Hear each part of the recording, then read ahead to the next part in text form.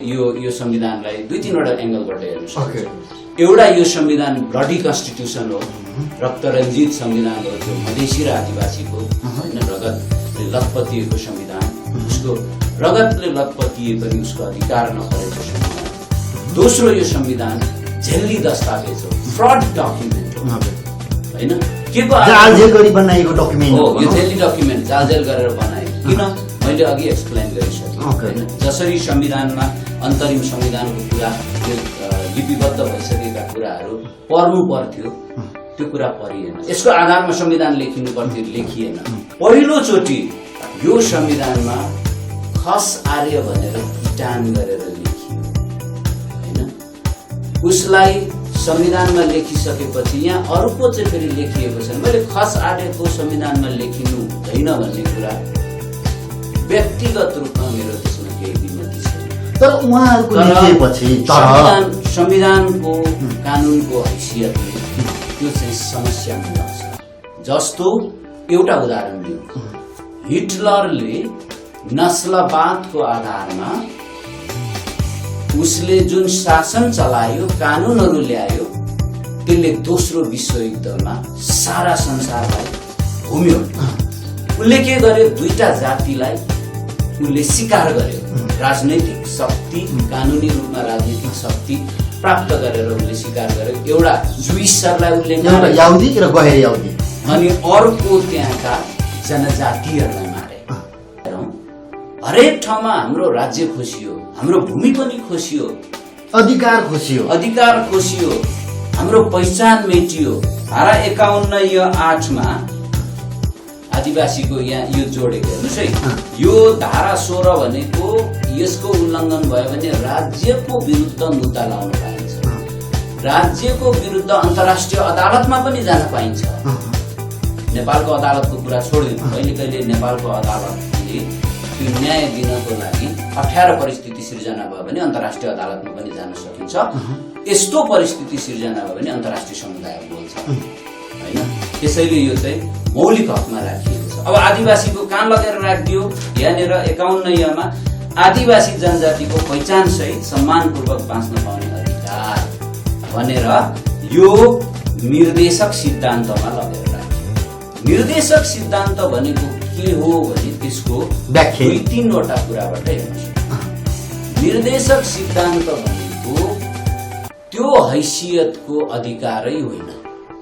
किन? त्यो उल्लङ्घन भयो भने अदालतमा उजुर गर्न पाइँदैन। धारा 55 मा के लेखिएको छ? यस भागमा लेखिएको भनेको धारा 51(8) मा लेखिएको कुनै विषय कार्यान्वयन भए नभएको सम्बन्धमा अदालतमा कुनै पनि अदालतमा प्रश्न उठाउनु। तपाईँ नेपालको अदालतमा पनि जान पाउनुहुन्न, कुनै अदालतमा भनेपछि अन्तर्राष्ट्रिय अदालतमा पनि जान पाउनुहुन्न। अब भन्नुहोस्, तपाईँ यहाँ नेपालमा व्यक्ति भएर चाहिँ तपाईँ बाँच्न पाउनुहुन्छ, आदिवासी भएर तपाईँलाई बाँच्न यही संविधान दियो। उहाँहरू चाहिँ देश टुक्रिन्छ भन्नुहुन्छ। उहाँहरूको कारणले नदिँदा देश टुक्रेको बङ्गलादेश, समान व्यवहार नगर्दाखेरि देश टुक्रेको बङ्गलादेश नजिकै भयो, अलि टाढा तर हाम्रोसम्म आउँछ। अहिले त एकदम ग्लोबलाइज दुनियाँ छ होइन। तपाईँको हेर्नुहोस् न, युक्रेनको अहिलेको क्राइसिस 2019 मा त्यो भिक्टर यानुकोभिचले जति बेला त्यहाँको यो डनबास, खार्किभ लगायतको क्षेत्रको अहिले जहाँनिर लडाईँ भइरहेको छ, रुसी भाषीहरू बस्ने, त्यो अल्पसङ्ख्यक रुसी भाषीहरू 30% उनीहरूलाई उनीहरूको भाषा बोल्दाखेरि यो युक्रेनको भाषाको राष्ट्रिय सरकारी भाषाको ठ्याक्कै नेपालकै जस्तो सरकारी भाषाको विरुद्धमा भयो, एकता खलबलियो भनेपछि अहिले त्यो खोसिदियो। जब खोसेर अहिले परिस्थिति के भइरहेको छ, त्यो युक्रेन र रुसको झगडाले गर्दा अहिले तपाईँ हामीले यति महँगोमा पेट्रोल किन्नु परेर गाडी सबै तहस नहस, अहिले त तेस्रो विश्वयुद्ध होला कि भन्ने परिस्थिति सिर्जना भयो। संविधान जारी गर्दै गर्दाखेरि त्यस्तो खालको जनताहरूले, आदिवासी र मधेसीहरूले मागेका चाहनाको कुरा संविधानमा नदेखेपछि प्रदीप गिरीले उहाँको पार्टीको व्हिप जारी हुँदाहुँदै उहाँले यो संविधानमा हस्ताक्षर गर्नुभयो, बहिष्कार गर्नुभयो। त्यो एउटा महत्त्वपूर्ण कदम थियो। बाहिर आएर पत्रकारहरूले उहाँलाई प्रश्न सोद्धाखेरि उहाँले के भन्नुभयो भनेदेखि म अहिले पनि सुनेछु, त्यसलाई फाइल चेक खोलेर हेर्दाखेरि त्यो मिडियाहरूमा हेर्न सकिन्छ, अहिले पनि रेकर्डेड छ। अहिले पनि रेकर्डेड छ। उहाँले के भन्नुभयो भने जसको लागि यो संविधान लेखिनु पर्थ्यो, जसको भाग्य र भविष्य यो संविधानमा कोरिनु पर्थ्यो, त्यही कुरा नभए जो अट्नु पर्थ्यो तिनीहरू नै नअटेपछि, जसले न्याय पाउनु पर्ने, उसले नै न्याय नपाएपछि मैले यो संविधान किन हस्ताक्षर गर्ने, मैले यो संविधान हस्ताक्षर किन गर्ने भनेर प्रदीप गिरी जस्तो एउटा बौद्धिक लेभलको बौद्धिक मात्रै होइन, उहाँ त समग्र नेसनले मानेको बौद्धिक व्यक्तित्व, नेसनले मानेको लिडर हो। उहाँले यो संविधान विरोध गर्नुपर्छ।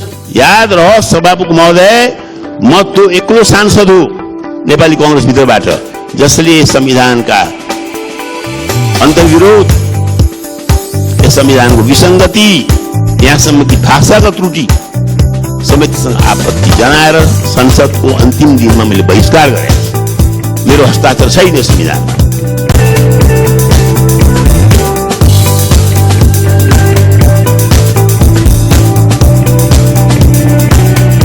सम्पूर्ण देश विदेशमा रहनुहुने हाम्रो अति नै आदरणीय दर्शक श्रोता शुभचिन्तक सबैजनालाई फेरि पनि एकदमै हार्दिक स्वागत गर्दछौँ। केही दिन अगाडि हामीले विशेष गरेर नेपालको संविधान 2072 असोज 3 गते जारी गरेको संविधानको बारेमा विशेष छलफल बहस कुराकानी गरेका थियौँ। यसै कुरालाई निरन्तरता गर्नका निम्ति र अझै घनीभूत रूपमा गहिरिएर छलफल गर्नका निम्ति फेरि पनि तपाईहरूले रोजेको खोजेको तपाईहरूले एकदमै चासो गरेको व्यक्तित्व अधिवक्ता शङ्कर लिम्बू हामीसँग उपस्थित हुनुभएको छ। हजुरलाई एकदमै स्वागत छ। सेवारो नमस्कार। यहाँले मलाई फेरि पनि अवसर दिनुभयो। यहाँको लोकप्रिय टेलिभिजनको मार्फतबाट हेरिरहनुभएका सम्पूर्ण दर्शक र श्रोताहरूलाई समेत नमस्कार गर्न चाहन्छु। म हामीले अस्ति धेरै कुराको विषयमा छलफल गऱ्यौँ, चर्चा गऱ्यौँ, संवाद गऱ्यौँ र यो संवादलाई धेरै व्यक्तित्वहरूले मन पराउनु भयो र धेरै बौद्धिक लेभलको व्यक्तिहरूले कमेन्ट पनि गर्नुभएको छ, सल्लाह पनि पठाउनु भएको छ, गुनासो पनि गर्नुभएको छ, चासो पनि देखाउनु भएको छ कि अझै उहाँलाई ल्याउनु पर्यो होइन, अझै स्पष्ट हुनु पर्यो भन्ने कुरा छ। सुरुमै विशेष गरेर अब संविधान त धेरै मान्छेले धेरै तरिकाबाट विरोध गरेका छन्। जुन 2072 सालमा जारी भएको संविधान हामीले चाहिँ किन विरोध गरिराखेका छौँ भन्ने सवाल हो क्या। तपाईँले ठिक भन्नुभयो। संविधान जारी भएपछि विभिन्न कोणहरूबाट विरोध पनि भएका छन्, समर्थन पनि भएको छन्, त्यसको पक्षमा दीपावली गरेका छन्, अनि त्यस पछाडि त्यसको आलोचनात्मक टिप्पणीहरू पनि भएका छन्। ती मूलतः 3 तरिकाबाट भएको देखिन्छ। एक खालको टिप्पणीले जसले यो संविधान जारी भएपछि उसले 250 वर्षदेखि उपभोग गरिराखेको अधिकार सुविधा र उसले जुन तरिकाको हैसियत र सम्मान उसले पाइराखेको थियो र उसको पहिचानलाई जुन तरिकाले राज्य र संविधान कानूनले दिएको थियो त्यो गुम्यो कि भन्ने आशयमा त्यो प्रतिगामी सोचको साथ विरोध गरेका थिए। नम्बर 1, जसलाई राजावादी भनिन्छ भनौँ न, पुरातनवादी अर्थमा एउटा सिम्बोलिक हिसाब किताबमा राजावादी भन्न सकिएला अथवा धार्मिक अतिवादीहरू भन्न सकिएला। अनि त्यसपछि पुरातनवादी र त्यसकै आवरणमा यो अति राष्ट्रवादीहरू पनि भन्न सकिन्छ हैन। तिनीहरू एक्सट्रिम नेसनलिस्टहरू, उनीहरूले विरोध गरे। आदिवासी समुदाय र मधेसी समुदायले पनि विरोध गरे यो संविधानको। यो संविधान जल्यो, आदिवासी जनजातिले पनि जारी भएपछि जलाए, मधेसीहरूले पनि जलायो। त्यो जलाउनको कारण के थियो भनेदेखि संविधान लेख्दाखेरि जुन संसारभरि संविधान लेख्ने प्रचलन, संविधानवादको कुरा भन्छौँ हामी, विल अफ द पिपल अथवा जनताको चाहना संविधानमा प्रतिबिम्बित हुनुपर्ने त्यो कुरा बिल्कुल भएन। त्यहाँ आदिवासी जनजातिको कुरा परेनन्, मूलवासीका कुरा परेनन्, मधेसीका कुरा परेनन्। त्यसकारणले त्यो विरोध गरियो हैन। त्यसैले त्यो आदिवासी मधेसीले विरोध गरेको भनेको न्यायिक भएन यो संविधान। यो संविधानमा हाम्रो कुरा परेन र पर्नुपर्छ, यो संविधानमा पर्नुपर्छ भन्ने कोणबाट यो सकारात्मक टिप्पणी आएको हो। यसलाई सकारात्मक आलोचनात्मक हिसाबले यो संविधानको टिप्पणी र विरोध भएको हो र जलेको पनि त्यही हो। संविधान जलाउन पाइन्छ र भन्ने एउटा प्रश्न उठ्छ। संविधान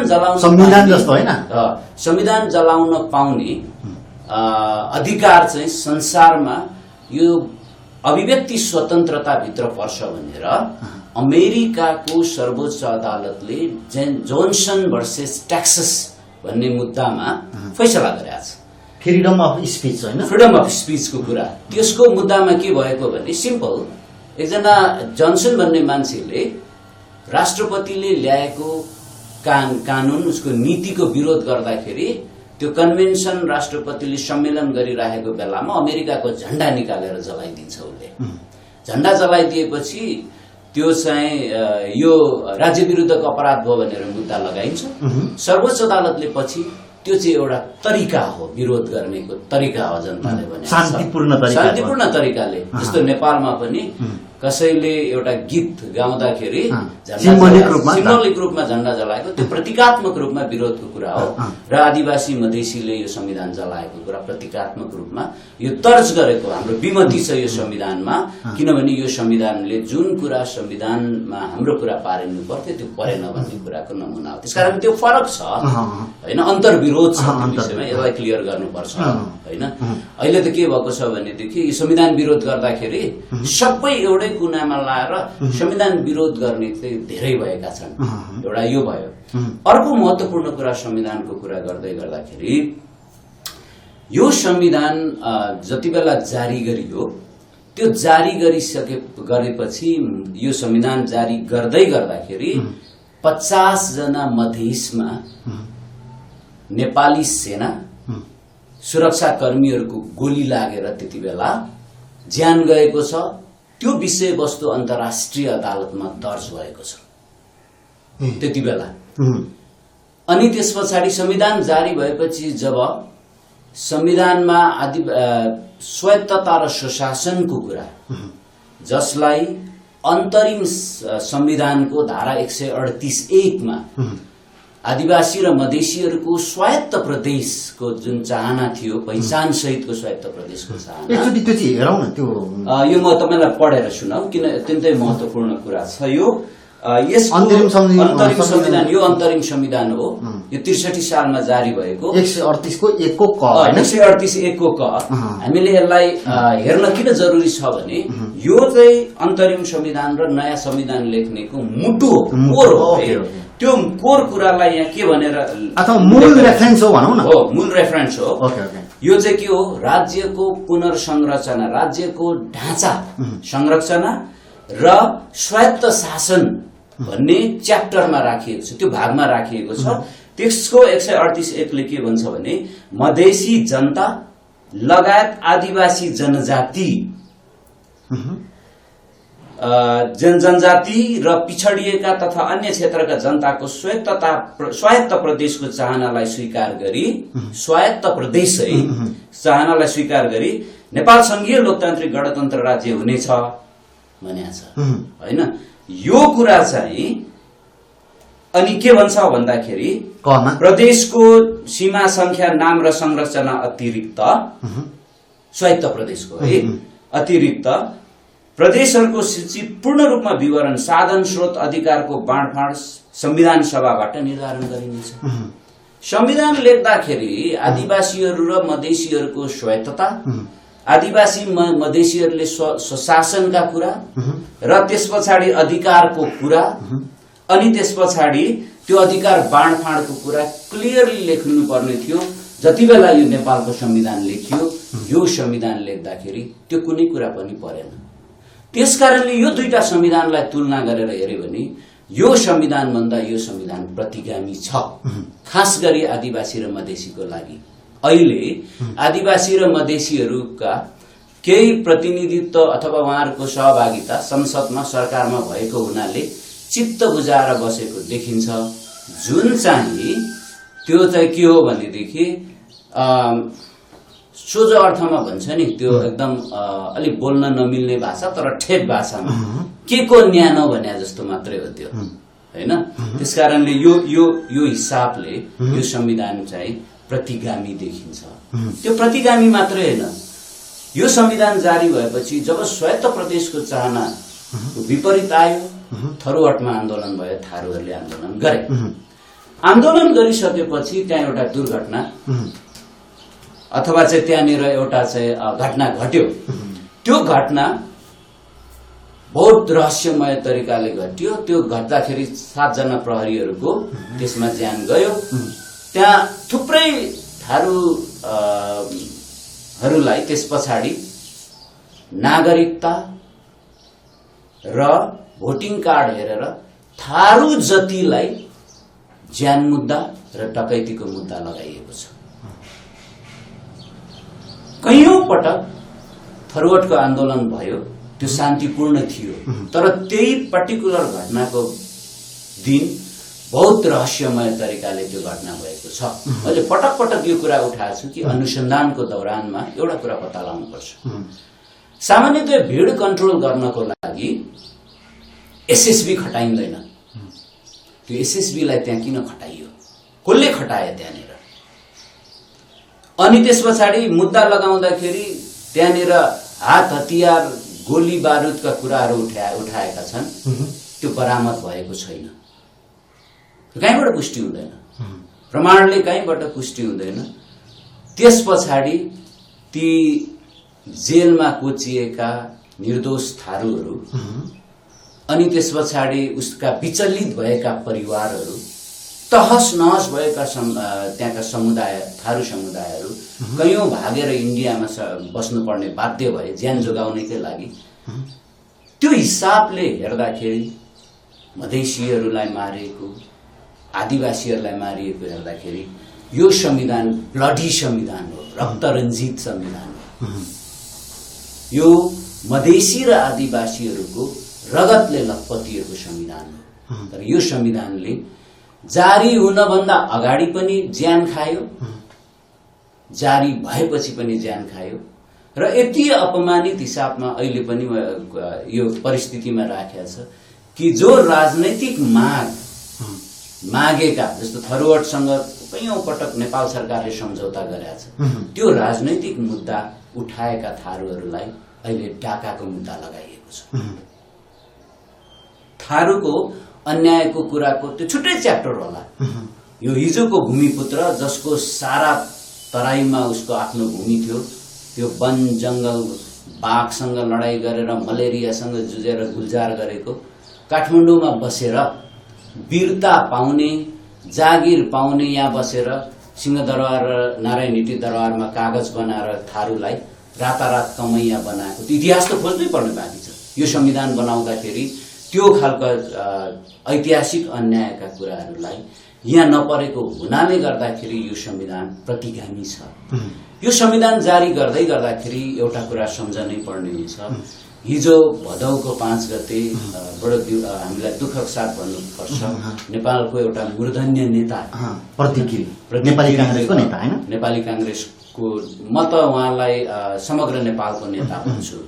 उहाँ एउटा पार्टीसँग आस्थावान हुनुहुन्थ्यो होला, तर न्यायको खिलाफमा र यो देशको जनताको खिलाफमा उहाँले कुनै कम्प्रोमाइज नगरी बोल्नुभयो। यो संविधान जति बेला यसलाई झेल्ली गरेर जारी गरियो, 2 दिन यो संविधानको खर पढेर सभासदहरूलाई त्यसमा बोल्न पनि दिएन, व्हिप लगाइयो हैन, कसैले पढ्न पनि पाएन, बन्देज गरियो। अनि त्यसपछि जब यो संविधानमा प्रदीप गिरीले, सायद मलाई लाग्छ प्रदीप गिरीले मस्यौदा पहिला, किन सुरुदेखि पहिलो संविधान सभामा पनि हुनुभएको हुनाले गर्दाखेरि पहिला संविधान सभामा सहमति भएका कुरा यो संविधानमा पर्नु पर्थ्यो, त्यो पनि परेको देख्नु भएन होला मेरो अनुमानको कुरा। आदिवासीहरूसँग थुप्रै सम्झौताहरू भएका थिए, संघीय लिम्बुवान राज्य परिषदसँग आत्मनिर्णयको अधिकार सहित लिम्बुवान दिने कुराको त्यसमा सम्झौता भएको थियो। तामसालिङ संघर्ष समितिसँग तामसालिङ प्रदेश दिने भनेर सम्झौता भएका थिए। थुप्रै त्यस्ता सम्झौताहरू यो संविधानमा देखिएन हैन। अनि संविधान जारी गर्दै गर्दाखेरि तपाईँ हामीले अहिले पनि पल्टाएर हेर्यौँ भने विगत हामीले हेर्नु पर्दाखेरि दुःखदायी देखिन्छ। म आफैले विराटनगरमा अनुगमन गर्न जाँदाखेरि 14 वर्षको रिङ्कु केशरीको छातीमा 303 को गोली जिप्टेर गएर लागेको मैले हेरेर आएको छु। त्यो बालिकाको त्यो संविधान जारी गर्दै गर्दाखेरिको कुरा हो। संविधान जारी गर्दै गर्दाखेरि त्यस्तो खालको जनताहरूले, आदिवासी र मधेसीहरूले मागेका चाहनाको कुरा संविधानमा नदेखेपछि प्रदीप गिरीले उहाँको पार्टीको व्हिप जारी हुँदाहुँदै उहाँले यो संविधानमा हस्ताक्षर गर्नु भएन, बहिष्कार गर्नुभयो। त्यो एउटा महत्त्वपूर्ण कदम थियो। बाहिर आएर पत्रकारहरूले उहाँलाई प्रश्न सोद्धाखेरि उहाँले के भन्नुभयो भनेदेखि, म अहिले पनि सम्झन्छु, त्यसलाई फाइल टेप खोलेर हेर्दाखेरि त्यो मिडियाहरूमा हेर्न सकिन्छ, अहिले पनि रेकर्डेड छ। उहाँले के भन्नुभयो भने जसको लागि यो संविधान लेखिनु पर्थ्यो, जसको भाग्य र भविष्य यो संविधानमा कोरिनु पर्थ्यो, त्यही कुरा नभए जो अट्नु पर्थ्यो तिनीहरू नै नअटेपछि जसले न्याय पाउनुपर्ने उसले नै न्याय नपाएपछि मैले यो संविधान किन हस्ताक्षर गर्ने, मैले यो संविधान हस्ताक्षर किन गर्ने भनेर प्रदीप गिरी जस्तो एउटा बौद्धिक लेभलको बौद्धिक मात्र होइन, उहाँ त समग्र नेसनले मानेको बौद्धिक व्यक्तित्व, नेसनले मानेको लिडर हो हैन। उहाँले यो संविधान विरोध गर्नुभएको छ। त्यस्तै आदिवासी जनजाति सभासदहरू कतिले जति व्हिप मान्नेहरू त गइ नै हाले, सकि नै गए त्यो, तर कतिपय आदिवासी जनजाति सभासदहरूले यसलाई सिग्नेचर गरेका छैन। त्यसकारणले हामी अहिले पनि संविधान बनाउँदाको प्रक्रियामा पनि जारी गर्दाको प्रक्रियामा पनि हाम्रो गम्भीर यसमा रिजर्भेसन छ र गम्भीर आपत्ति छ। यो संविधान यो चाहिँ त्यसकारणले यो संविधानलाई 2-3 वटा एंगलबाट हेर्न सकिन्छ। एउटा यो संविधान ब्लडी कन्स्टिट्युसन हो, रक्तरञ्जित संविधान हो, त्यो मधेसी र आदिवासीको हैन रगतले लतपतिएको संविधान, उसको रगतले लतपतिए पनि उसको अधिकार नपरेको संविधान।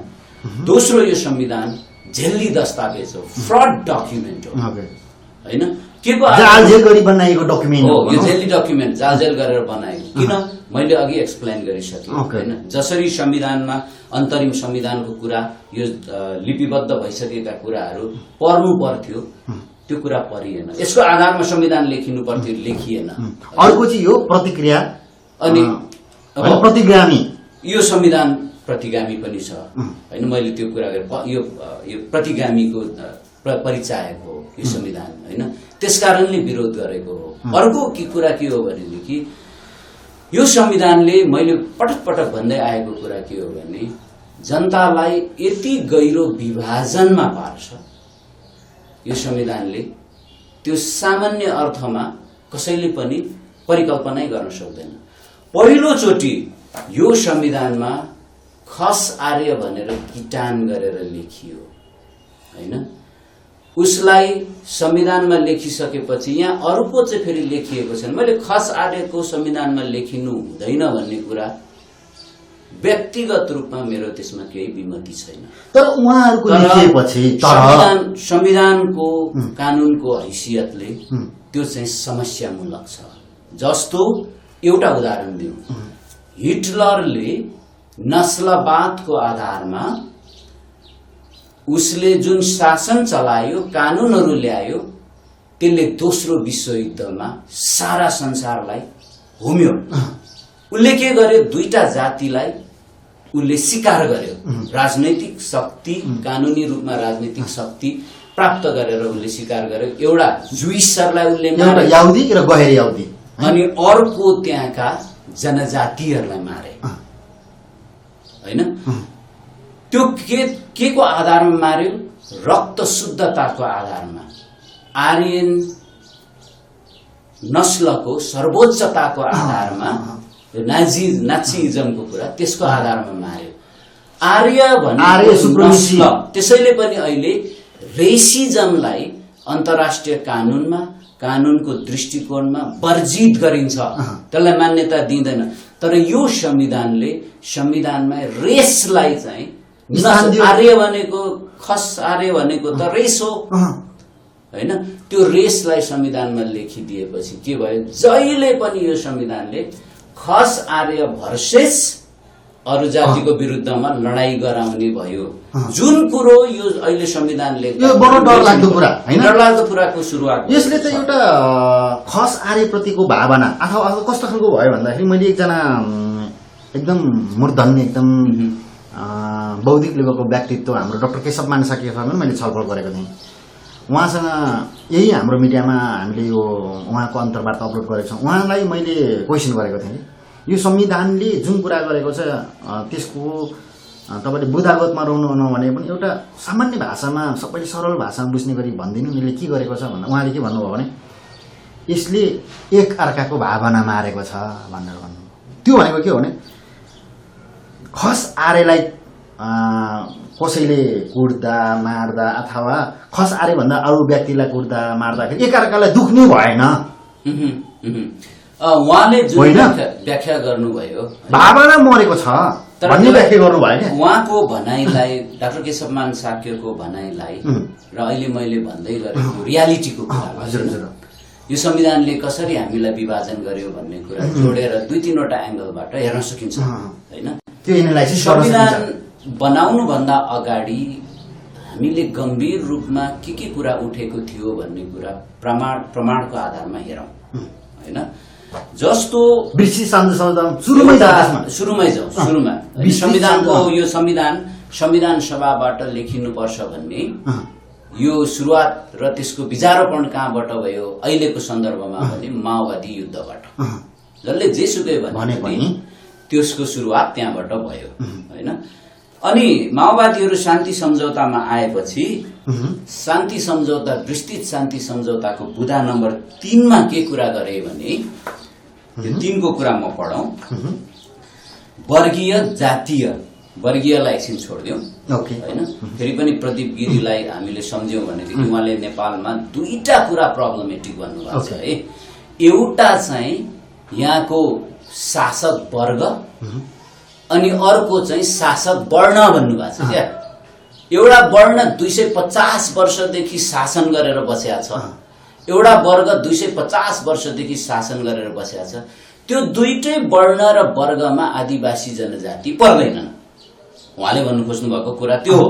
त्यसैले त्यो दुईटै शासक वर्गमा पनि नपर्ने, शासक वर्णमा पनि नपर्ने आदिवासी जनजातिको लागि किन महत्त्वपूर्ण थियो यो संविधान भने यो नेसन बिल्डिङ प्रोसेस थियो। म चाहिँ त्यसो भन्छु, नेसन बिल्डिङ प्रोसेसमा पनि जस्तो विद्वान एरिका एरेन डायसको कुरा गर्ने हो भने म्याडम डायसले संसारभरि आदिवासीहरूको अध्ययन गरेर आदिवासीहरूले उठाइराखेको कुरालाई उहाँले एउटा निचोड निकाल्नु भएको थियो।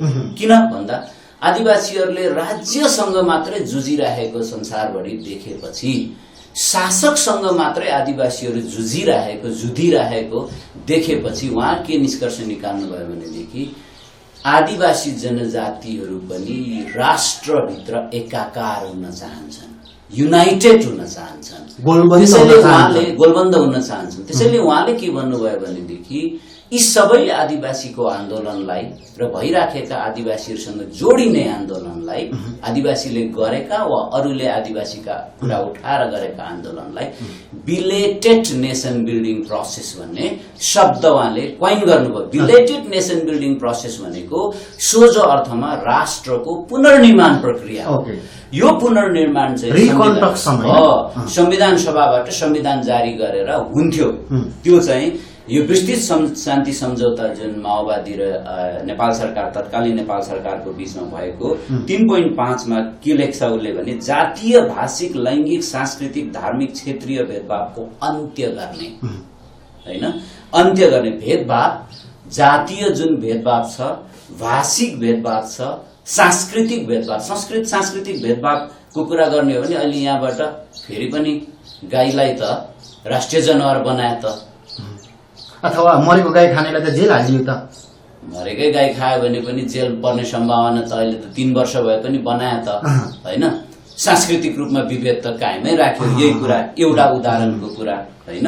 अनि त्यसै भाषिक रूपमा हेर्ने हो भने पहिला यो अन्तरिम संविधानमा राज्यको सबै निकायमा मातृभाषा प्रयोग गर्न पाउँथ्यो सरकारी कामकाजको भाषाको रूपमा। अहिले यसले त गर त त्यो धारा 287 हेर्यो, धारा चाहिँ के अरे यो 6 र 7 हेर्यो भनेदेखि त प्रदेशमा मात्रै मातृभाषा प्रयोग गर्न पाउने जस्तो लेख्या छ त हैन। त्यसकारणले भाषिक विभेद त कायमै रहे अहिले हैन। त्यसलाई अन्त्य गरे त भन्दाखेरि यसले त अन्त्य गरेन हैन। अनि त्यस पछाडि अब यो भइसकेपछि यी आदिवासी जनजाति लगायतले भोगेका सबै समस्याहरूलाई सम्बोधन गर्न राज्यको केन्द्रीकृत र एकात्मक ढाँचाको अन्त्य गरी राज्यको समावेशी लोकतान्त्रिक र अग्रगामी पुनर्संरचना गर्ने भन्यो त। समावेशीको कुरा गर्ने अथवा चाहिँ अग्रगामी पुनर्संरचना गर्ने भन्यो भने अहिले आदिवासीको हालत के छ? अहिले आदिवासीको हालत तपाईको अस्ति कोभिड हुँदाखेरि सूर्यबहादुर तामाङ भन्ने काम गरेर खाने मजदुर नाम्लोको सिरानी लाएर कीर्तिपुरमा प्राण त्यागेको छ। हैसियत त्यो स्थितिमा राखेको छ आदिवासीको। अनि जसको जमिन खोसेर जसले हजारौं वर्षदेखि प्रकृति बाघ भालु गैंडा संरक्षण गरेर बसेका थियो, त्यही थारूलाई पक्रेर लगेर चितवनको सौरामा लगेर कुटपिट गरेर झुठा मुद्दा लगाएर उसको ज्यान लिएको छ त। अनि सरकारले त्यसरी कुटपिट गर्ने कर्मचारीको मुद्दा फिर्ता गरिदिएर उन्मुक्ति दिएको छ।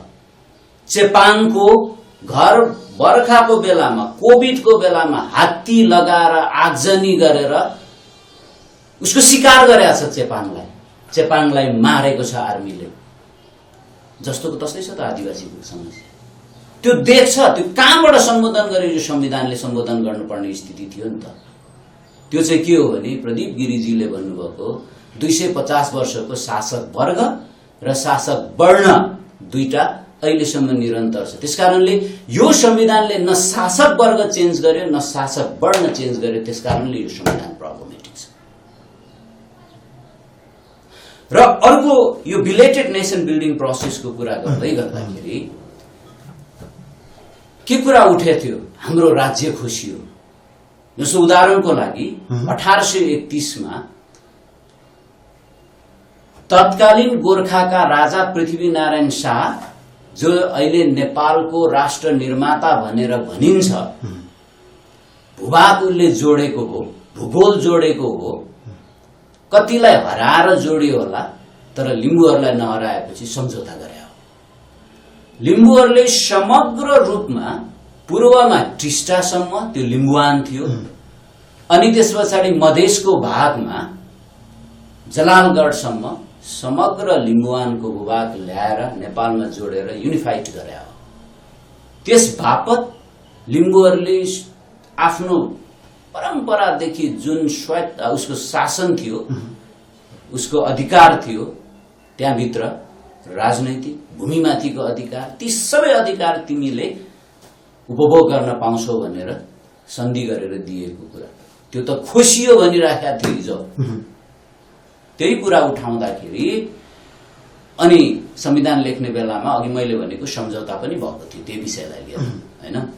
अब अर्को कुरा हेरौं, हरेक ठाउँमा हाम्रो राज्य खोसियो, हाम्रो भूमि पनि खोसियो, अधिकार खोसियो, हाम्रो पहिचान मेटियो। ती सबै कुराहरू भनिराखेको बेलामा यो अवसर थियो कि सबैको पहिचानलाई सम्मान गर्ने, सबैको अधिकारलाई सम्मान गर्ने, त्यो इतिहासमा भएका गल्तीलाई सम्बोधन गरेर एउटा समुच्च राष्ट्र बनाउने। तर अहिले के भइदियो भने यो संविधान हेर्यो भनेदेखि तपाईको हामीले यो 306 वटा धारा मध्ये 289 धारालाई हामीले रिभ्यू गरेर हेर्यो हैन। यो संविधानको शीर्षकदेखि कुन धाराहरूले चाहिँ हामीलाई हाम्रो विरुद्धमा छ, विभेदकारी छ, बहिष्कार गरेको छ हैन। यो संविधानको नामदेखि लिएर हामीले 289 सम्मका धाराहरू 306 मध्येमा 289 वटा धाराहरू रिभ्यू गरेर हेर्दाखेरि निष्कर्षमा के निक्लियो भने यो 11 वटा धाराहरू आदिवासीको विरुद्धमा छन्। ती सबै त्यसलाई क्याटेगोरिकली वर्णन गर्यो भने 11 वटा प्रावधानहरू आदिवासीको सिधै विरुद्धमा छ, सिधै विरुद्धमा छ। नम्बर 1, यसले जस्तो उदाहरणको लागि कुरा गरौं, स्वायत्तता र स्वशासन भएन भनेदेखि त आदिवासीले सार्वभौम नागरिकको रूपमा कुनै पनि अधिकार उपभोग गर्नै पाउँदैन। जहिले पनि उ शासित भएर मात्रै बस्छ हैन। उसले के पदहरू पाउँछन् त्यो चाहिँ निगाहमा पाउँछन् हैन। संसदमा होलान्, के आयोगहरूमा उसले जागिर पाउलान्, त्यो निगाहमा पाउँछन् है। अब त्यस्तो भइसकेपछि त्यही भएर आत्मनिर्णयको अधिकार सहित स्वायत्त स्वशासनको कुरा उठाएको हो। यो संघीय शासनभित्र त्यो अधिकार र हैसियत बराबरीको लागि राज्य पुनर्संरचना गरौं भनेको त्यो त यो संविधानमा छैन। त्यो सिधै आदिवासीको विरुद्धमा त्यो राजनीतिक अधिकार देखिएन, त्यसले दिएन। अब त्यो 11 वटा अरू धाराहरूमा जस्तो सम्मानपूर्वक एउटा न्यूनतम कुरा बाँच्न पाउने अधिकार, बाँच्न पाउने अधिकार संसारमा मानव अधिकारले पनि संसारको कुनै पनि संविधानले पनि ग्यारेन्टी गर्ने न्यूनतम अधिकार भनेको बाँच्न पाउने अधिकार हो। त्योभन्दा अलिकति बढी अधिकारको कुरा गर्दाखेरि सम्मानपूर्वक बाँच्न पाउने अधिकार, अलि प्रगतिशील तरिकाले कुरा गर्दाखेरि। र यो धारा 16 मा नेपालको संविधानको धारा 16 मा प्रष्टसँग के भनेर लेखिया छ भने सम्मानपूर्वक बाँच्न पाउने हक हुनेछ, प्रत्येक व्यक्तिलाई सम्मानपूर्वक बाँच्न पाउने हक हुनेछ भन्ने कुरा यसले ग्यारेन्टी गरेको छ। अब आदिवासीको चाहिँ के छ त भनेर हेर्नुपर्ने भयो। आदिवासीको हेर्यो भनेदेखि धारा 51 मा सबैलाई भन्ने शब्द छैन। धारा 51 मा आदिवासीको यहाँ यो जोडेको हेर्नुस् है। यो धारा 16 भनेको यसको उल्लङ्घन भयो भने राज्यको विरुद्ध मुद्दा लाउन पाइन्छ, राज्यको विरुद्ध अन्तर्राष्ट्रिय अदालतमा पनि जान पाइन्छ। नेपालको अदालतको कुरा छोडिदिनु, कहिले नेपालको अदालतले त्यो न्याय दिनको लागि 18 परिस्थिति सिर्जना भयो भने अन्तर्राष्ट्रिय अदालतमा पनि जान सकिन्छ। यस्तो परिस्थिति सिर्जना भयो भने अन्तर्राष्ट्रिय समुदाय बोल्छ हैन। त्यसैले यो चाहिँ मौलिक हकमा राखिएको छ। अब आदिवासीको कहाँ लगेर राखिदियो, यहाँनिर 51 मा आदिवासी जनजातिको पहिचान सहित सम्मानपूर्वक बाँच्न पाउने अधिकार भनेर यो निर्देशक सिद्धान्तमा लगेर राखियो। निर्देशक सिद्धान्त भनेको के हो भने त्यसको व्याख्या 2-3 वटा कुराबाट हेर्न सकिन्छ। निर्देशक सिद्धान्त भनेको त्यो हैसियतको अधिकारै होइन। किन? त्यो उल्लङ्घन भयो भने अदालतमा उजुर गर्न पाइँदैन। धारा 55 मा के लेखिएको छ? यस भागमा लेखिएको भनेको धारा 51(8) मा लेखिएको कुनै विषय कार्यान्वयन भए नभएको सम्बन्धमा अदालतमा कुनै पनि अदालतमा प्रश्न उठाउन पाइँदैन। तपाई नेपालको अदालतमा पनि जान पाउनुहुन्न, कुनै अदालतमा भनेपछि अन्तर्राष्ट्रिय अदालतमा पनि जान पाउनुहुन्न। अब भन्नुस्, तपाई यहाँ नेपालमा व्यक्ति भएर चाहिँ तपाई बाँच्न पाउनुहुन्छ, आदिवासी भएर तपाईलाई बाँच्न यही संविधानले दिँदैन। भनेपछि जे गर्दा पनि भयो आदिवासीलाई हैन। आदिवासीको पहिचान मास दिनको लागि जे गर्दा पनि भयो। पहिचान भित्र के पर्छ भन्ने कुरा गरौँ है कानुनमा। पहिचान भित्र तपाईको एउटा सबैभन्दा पहिला पहिचानसँग के विषयवस्तुहरू जोडिन्छ भनेर हेर्नु पर्यो हैन। जस्तो उदाहरणको लागि काठमाडौँ उपत्यकाको नेवा आदिवासीलाई हेर्यो भने उसको पहिचानसँग के जोडिन्छ? गुठी जोडिन्छ। गुठीसँग के हुन्छ? त्यहाँ सम्पदा हुन्छ। सम्पदाभित्र मूर्त र अमूर्त सम्पदा हुन्छ। अमूर्त सम्पदा भनेको जात्रा संस्कृति पर्व भयो, मूर्त सम्पदा भनेको गुठीको जग्गा भयो। भौतिक सम्पत्ति भयो, भौतिक सम्पत्ति भयो, त्यो मन्दिर भयो हैन, त्यो सबै भत्काउन पाइयो संविधान अनुसार। किन मन्दिर भत्काइदियो, गुठी मासिदियो भनेदेखि तपाईँ उजुर गर्नै पाउनुहुन्न। त्यो संविधानले दर्ज त्यो संविधानले के टानी गरेको छ? त्यो त सिधै नेवारको विरुद्धमा भयो नि यो संविधान, सिधै नेवारको विरुद्धमा भयो। अब तपाईँ अर्को हेर्नुहोस्, थुप्रै ठाउँहरूमा यो कुरा भएका छन्, जस्तो धिमालहरूको कारीकोशी भन्ने उनीहरूको त्यो चाहिँ सांस्कृतिक सम्पदा पनि हो, पूजा गर्ने थलो पनि हो। त्यहाँ लगेर कुनै एउटा धर्मको मन्दिर बनाइदिएको छ जबरजस्ती। हिमालहरूले विरोध गर्दा गर्दै त कारबाही गर्दैन सरकारले। किन भन्दा यी संविधानमै उसको पहिचान त मास्ने। अहिले पनि यो संविधान अनुसार यो पहिचान मास्नको लागि यसले बाटो दिएको हुनाले जङ्गबहादुरको मुलुकी ऐनले भनेको जस्तो आदिवासी जनजाति भनेको मासिन्ने जाति नै हो। यो संविधानले अप्रत्यक्ष रूपमा त्यसरी भन्छ। भनेपछि आदिवासी जनजाति भनेको मासिने जाति नै सबै। यो संविधानले त्यसरी लेखिदियो नि यो निर्देशक सिद्धान्तमा। जुन कुरा मौलिक हकको रूपमा राख्नुपर्ने थियो, पहिचान भनेको सम्मानको कुरा पनि हो हैन।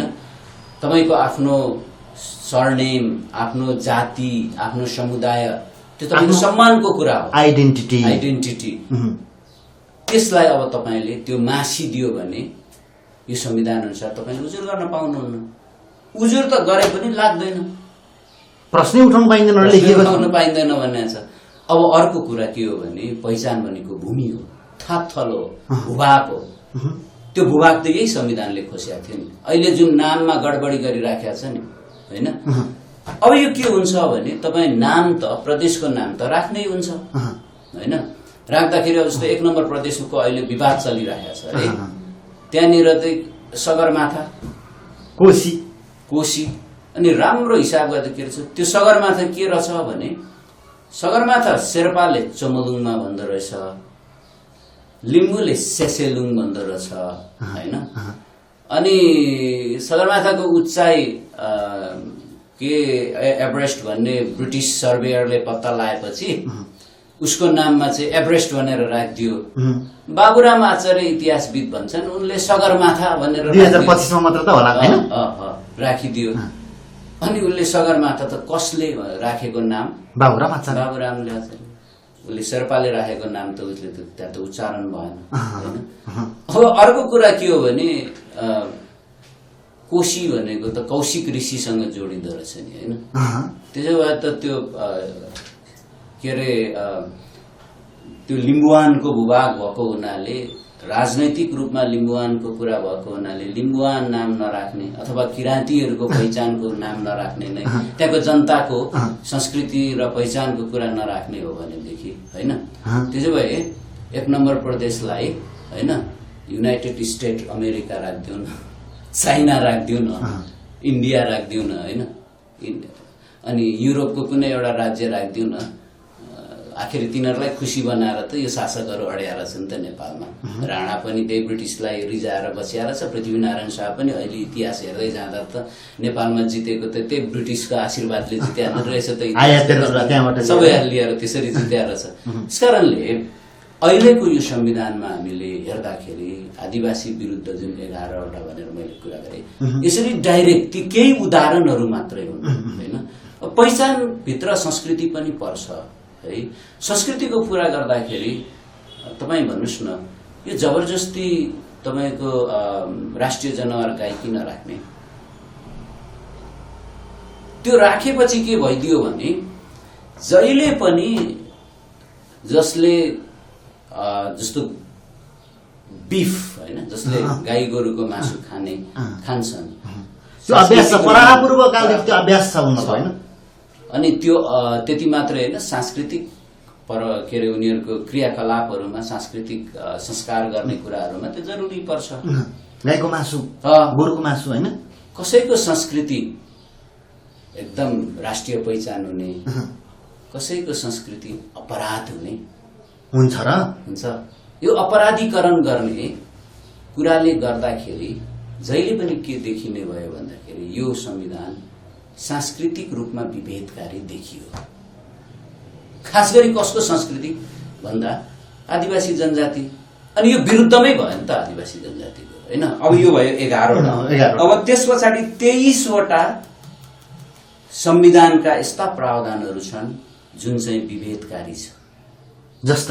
जस्तो उदाहरणको लागि तपाई विभेदको कुरा, बाँच्न पाउने अधिकारको कुरा मैले गरिसकेँ, त्यसलाई पनि विभेदभित्र लिन सकिन्छ, हैन? एउटालाई चाहिँ अर्को कुरा तपाईँ भाषाको कुरालाई पनि लिन सकिन्छ, त्यहाँ पनि विभेद भएको छ भाषिक आधारमा, हैन?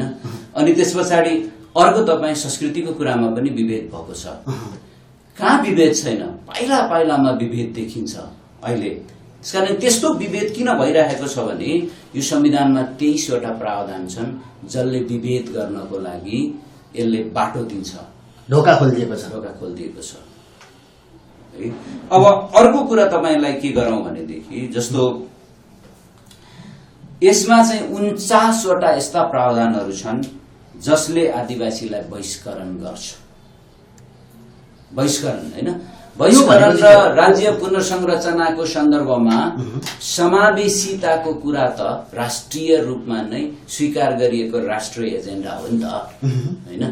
अब तपाईलाई यहाँ यसो हेर्दाखेरि के भन्छ भने धारा 42 पढ्यो भने सामाजिक न्यायको हकको आधारमा हरेक राज्यको निकायहरूमा समावेशी सहभागिताको हक हुनेछ भनेर लेख्या छ भन्ने कुरा तर्क पनि आउँछ, कतै कतै तर्क गरेर त्यो तर्क त्यसरी पनि आउँछ। तर वास्तवमा त्यो साँच्चै आदिवासीलाई समावेशी गर्नको लागि ल्याएको हो त? अहिले संविधान जारी भएको 2072 सालमा, अहिले 79 लागिराखेको छ, 7 वर्ष भयो, हैन? 7 वर्षमा समावेशी आयोग भन्ने गठन गरेको छ। हिजो समावेशी आयोगले यो संविधान कानून हेरेर त होला नि उसले एउटा रिपोर्ट निकाल्यो, आरक्षण खारेज गर्नुपर्छ भनेर। सरकारलाई समावेशी आयोगले के सिफारिस गर्न दिँदो रहेछ भने यो धारा 42 मा लेखेको कुरालाई पनि खारेज गर्ने सिफारिस त दिँदो रहेछ। मौलिक हकको कुरालाई 10-10 वर्षमा रिभ्यू गर्नुपर्ने समावेशी आयोगले त्यो खारेज, कसको अधिकार खारेज, कसको आरक्षण खारेज गर्ने अरे भने आदिवासी जनजातिको अधिकार खारेज गर्ने, मधेसीको खारेज गर्ने, दलितको खारेज गर्ने, मुस्लिमको खारेज गर्ने, पिछडिएको क्षेत्रको खारेज गर्ने, अल्पसंख्यकको खारेज गर्ने, अनि जो चाहिँ नेपालको 70% जनसंख्या पर्छ उसको अधिकार खारेज त आयोगले गर्ने सिफारिस दिइसक्यो त। भनेपछि यो धारा 42 भनेको समावेशीको लागि रहेछ कि समावेशी सिद्ध्याउनको लागि रहेछ त? क्लियर भयो नि? त्यो एउटै मूल मुटु त्यसको धारा 42 हो भनेदेखि त्यो सिद्ध्याउने गरे, होइन भने यो आयोगको औचित्य समाप्त भयो। त्यो आयोगमा, समावेशी आयोगमा पक्कै पनि शासक वर्ग र शासक वर्णकै मान्छे मात्रै होला, अरू छैन होला मेरो विचारमा।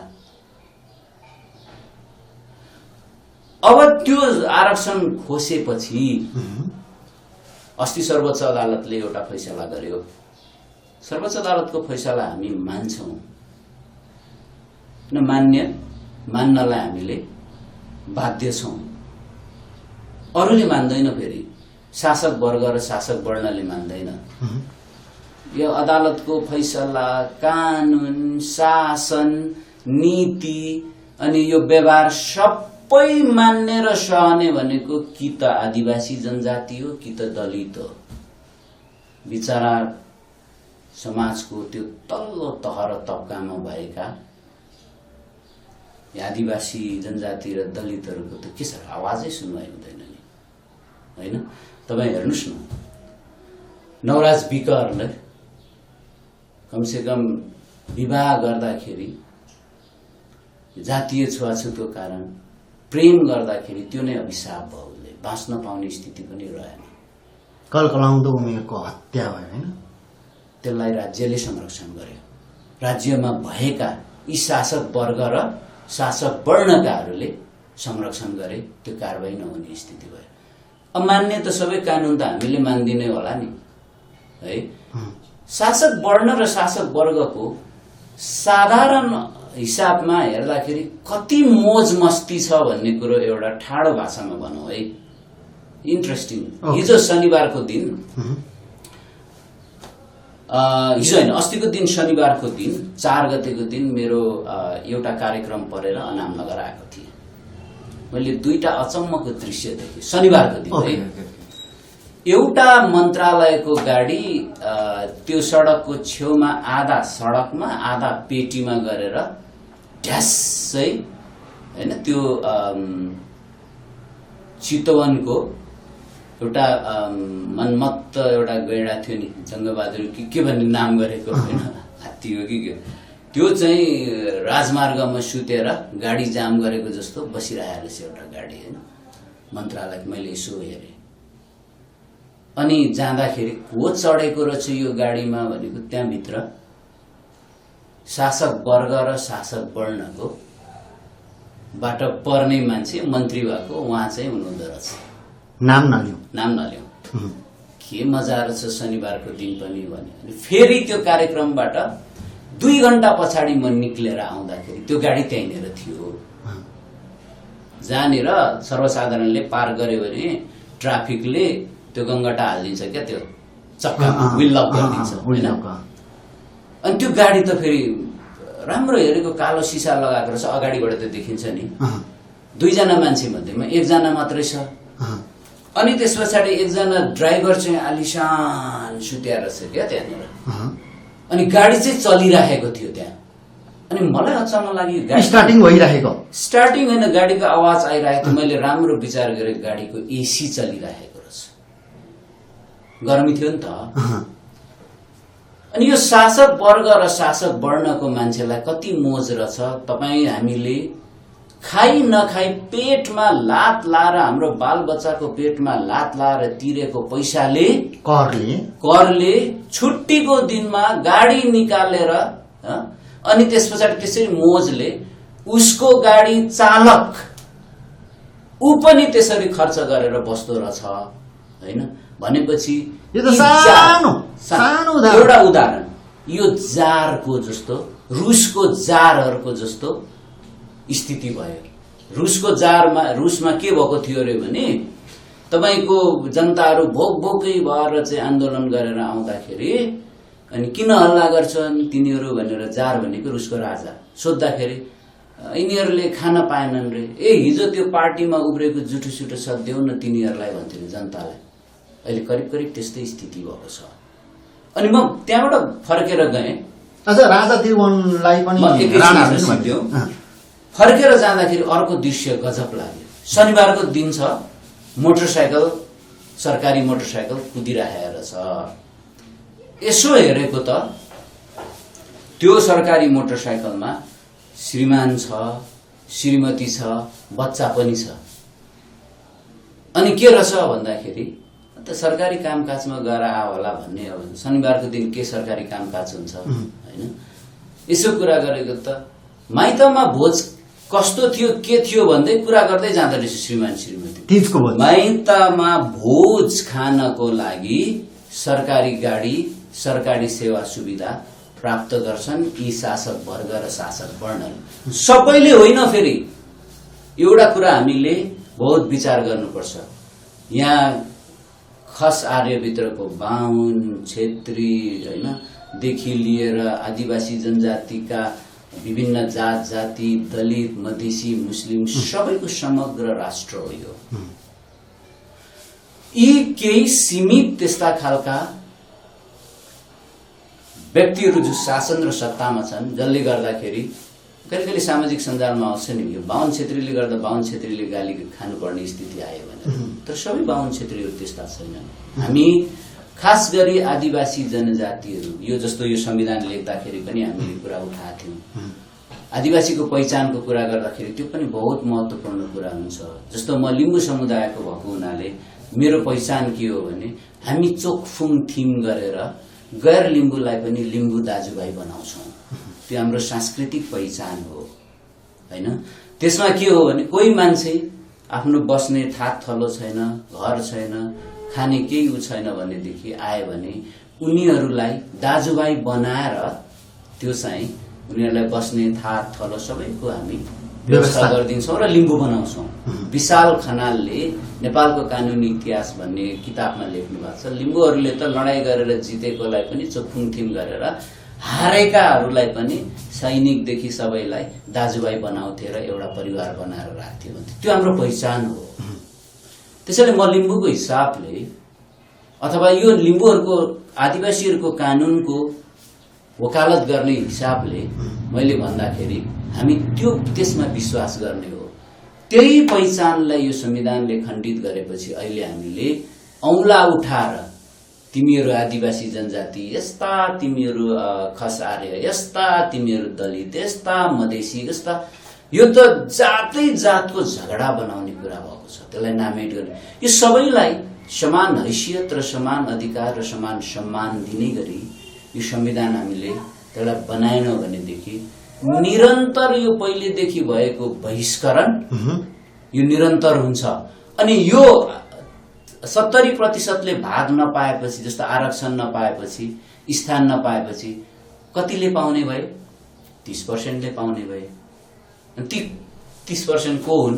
त्यो त प्रश्नै छ। किन भन्दाखेरि प्रक्रियागत हिसाबले, त्यो सिस्टमेटिक भन्छ अङ्ग्रेजीमा, प्रक्रियागत हिसाब किताबले पनि त्यो राज्यको हरेक ठाउँमा उहाँरै आउनुहुन्छ। किन? त्यसको नियम, आउने नियम नै उहाँहरूसँग, उहाँहरूलाई ठ्याक्क उहाँहरूको अनुकूलको नियम छ।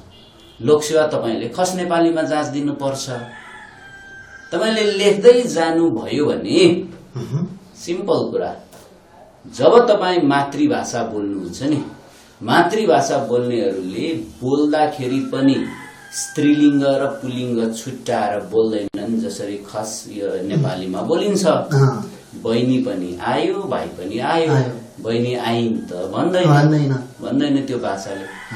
के हुँदो रहेछ उसले सबै विषयवस्तु जानेछ, लेख्ने बेलामा बहिनी आयो भनेर लेखेपछि कसको कपी भनेर थाहा भइहाल्छ।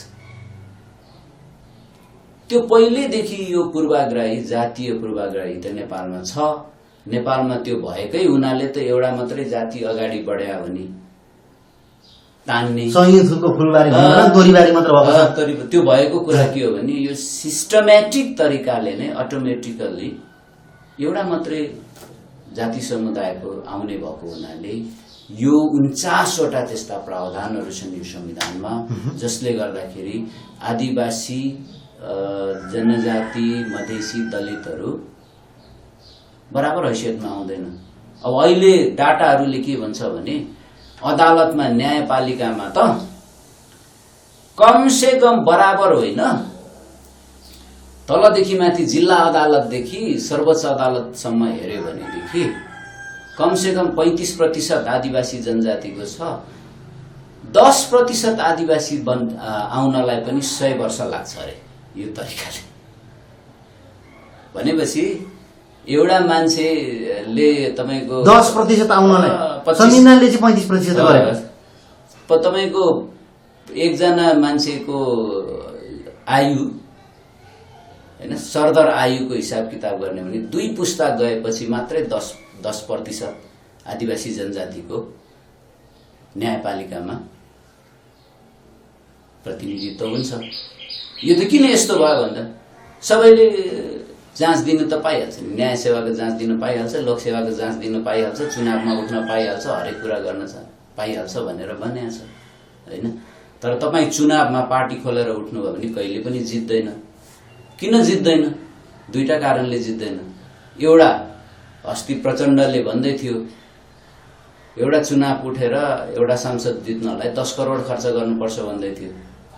त्यो बिहान के खाउँ बेलुका के खाउँ भन्ने आदिवासीले 10 करोड त त्यो कल्पना पनि गर्न सक्दैन, दलितले कल्पनै गर्न सक्दैन, कहाँबाट ल्याउने हैन।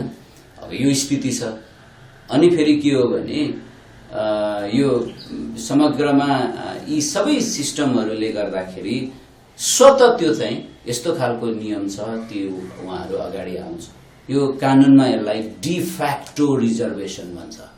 यो चाहिँ व्यवहारमा प्रक्रियाबद्ध रिजर्भेसन चाहिँ 30%लाई नेपालको सबै क्षेत्रमा छ। त्यसकारणले उहाँहरू अगाडि आउनुहुन्छ होइन।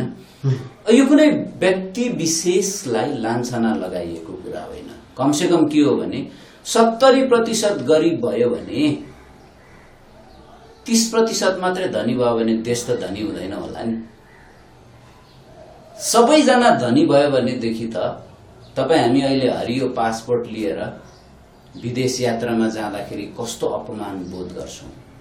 हाम्रो मान्छेहरू तपाईँ कस्तो फिल गर्नुहुन्छ जस्तो सधैँ भाषणमा भन्ने गर्छन् नि 50 डिग्रीमा उँट चढाउनेहरू चढाएर ज्यान उनीहरूको जोखिममा राखेर लास भएर फर्किने गरी खाडीमा जानुपर्ने परिस्थिति सिर्जना हुँदैन थियो होला नि त। ठुलो ठुलो भाषणहरू गर्छन्। यो आदिवासीको कुरा गर्दाखेरि अहिले यो जुन हामीलाई यो राष्ट्रियताको विरुद्धमा हो भन्ने आक्षेप पनि लगाउँछन् होइन। त्यो पनि एउटा कुरा छ।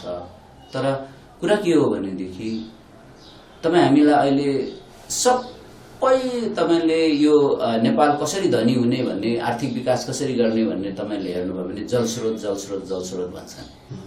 मलाई पनि त्यही हो जस्तो लाग्छ होइन।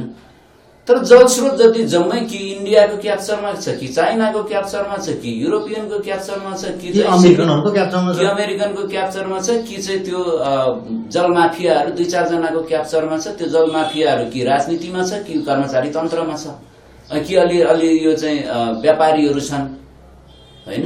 ती व्यापारीहरू यो कहिले पनि न दलितले न मधेसी त्यो गरिब मधेसीले न गरिब बाहुनले न आदिवासी जनजातिले पाउने भयो। तर कानूनमा एउटै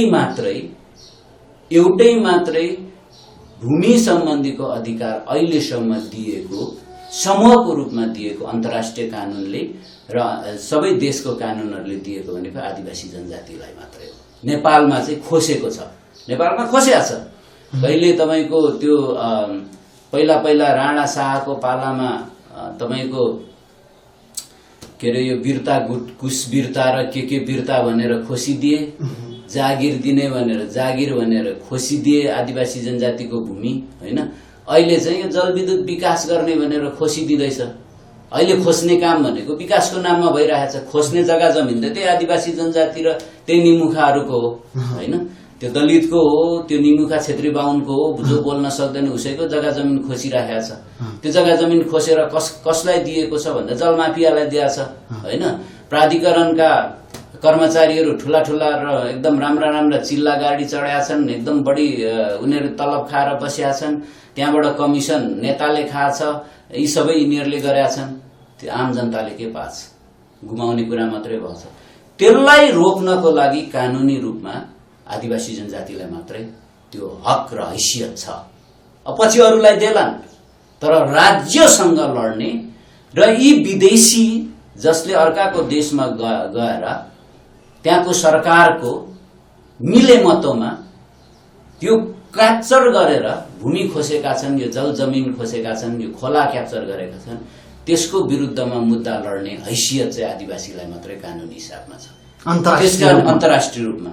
त्यसैले हामीले के भन्यौं भने यो संविधानमा आदिवासीहरूको जल जमिनको अधिकार देऊ, जसले गर्दा राष्ट्रियता संरक्षण हुन्छ, जसले गर्दा सबैलाई धनी बनाउँछ। अघि मैले भने नि हैन, त्यो चाहिँ तपाई हेर्नुस् न, तपाई त्यो आदिवासी भएको ठाउँमा सबै जातिहरू बसेका छन्। त्यो पृथ्वीनारायण शाह आएपछि नै हो। यो काठमाडौँ हेरे भइहाल्यो नि। यहाँ 77 वटा जिल्ला, त्यो अब जस्तो दार्जिलिङ इन्डिया सिन्डियामा बसेका नेपालीहरू पनि छन् नि यता। 78-79 जिल्लाकै मान्छे छ नि त। नेवारले अब्जेक्सन गरे त होइन, स्वीकार गरे नि हैन, त्यो स्वीकार गर्ने क्षमता छ। तर यो कुनै जाति अमुक जातिको ठाउँमा गएर हेर्नुस् त, त्यहाँ गएर हेर्नुभयो भनेदेखि त्यो पूर्वको लिम्बू तपाईँ त्यहाँ पाउनुहुन्न के।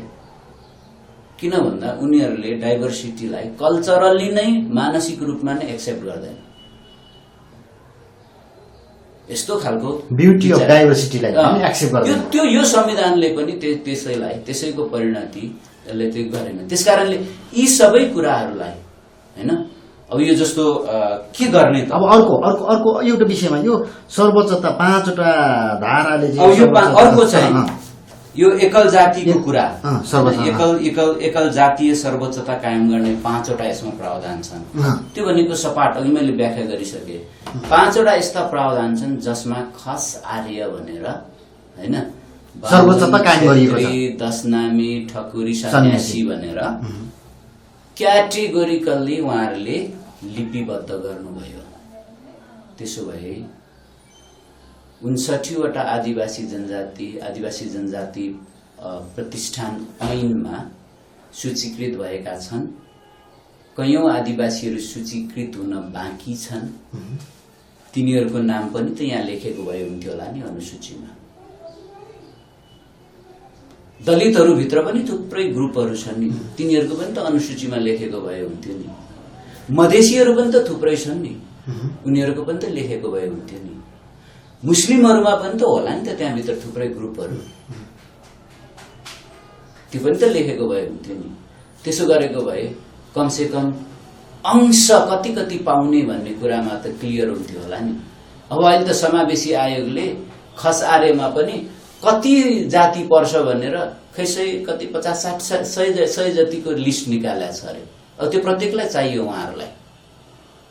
समावेशी आयोगको कुरा गरेको है, मेरो विचारमा आम त्यो भारी बोक्ने बाहुनले अथवा छेत्रीले मागेको छैन होला। त्यो पनि खसहरूलाई छेत्री बनाएको भन्ने कुरा पनि आइरहेको छ। यो त धन चढको रूपमा आइरहेको। म चाहिँ सामाजिक अब जस्तो म यो समाजशास्त्र र मानवशास्त्रको विद्यार्थी होइन, तर क्लस्टर छुटाउनुपर्छ भनेको छ नि त उहाँ। खस साम्राज्यको कुरा, खसको पहिचानको कुरा म पनि 1-2 कार्यक्रममा गएको छु। खसहरूलाई पनि ठूलो अन्यायमा परेको स्थिति छ। उहाँहरू के भन्नुहुन्छ, उहाँहरूकै तर्क अनुसार हामी 16% छौं, 17% छौं, जम्मा राज्यमा हाम्रो प्रतिनिधित्व 2% भन्दा कम छ, अनि जम्मै एउटाले खायो भन्ने उहाँहरूको तर्क छ। खस र आर्य सँगै क्लस्टर भएर त्यसकारणले रियालिटी कुरा के हो भने अब यो कसैलाई पनि अन्याय गर्नुहुन्न। म कुनै धर्मलाई पृष्ठपोषण गर्दिन, तर धर्म मान्न पाउने अधिकारलाई म डटेर त्यसको पक्षमा बोल्छु। कसैको आस्थामाथि तलमाथि आस्था ठूलो र सानो हुँदैन। आस्थाको हिसाबले कसैलाई अपमानित गर्ने काम पनि गर्दिन, आस्थालाई म सम्मान गर्छु हैन। तर त्यो सबै आधारमा हो अहिलेको रियालिटी हामीले एक्सेप्ट गर्नुपर्छ। यहाँ हामीसँग सबै जातिहरू छन्, त्यो अहिलेको रियालिटी हो। त्यसैले सबैलाई स्पेस दिनुपर्छ। तर कानूनमा जस्तो तपाईँ नेपालले अनुमोदन गरेको सबै प्रकारको जातीय विभेद उन्मूलन गर्ने महासन्धि पञ्चायतकै पालामा अनुमोदन गरेको हो, त्यसको सिफारिस नम्बर 23 ले के भन्छ आदिवासीको सवालमा, आदिवासीको सहमति र मन्जुरी बिना खोसेको भूमि होइन, कन्भेन्सन 169 भन्दा अगाडि जस्ताको तस्तै फिर्ता गर्नुपर्छ। जस्ताको तस्तै फिर्ता गर्न सकिएन भने न्यायोचित क्षतिपूर्ति दिनुपर्छ। यो 2टा बाटो छ। हाम्रो भूमि त खोसिएको भनेर भनिराखेका छन् त आदिवासी जनजातिले, अनि त्यो कानून अनुसार उसले पाउने अधिकारको बारेमा यो संविधानमा बोल्नु पर्दैन, यो सरकारले बोल्नु पर्दैन।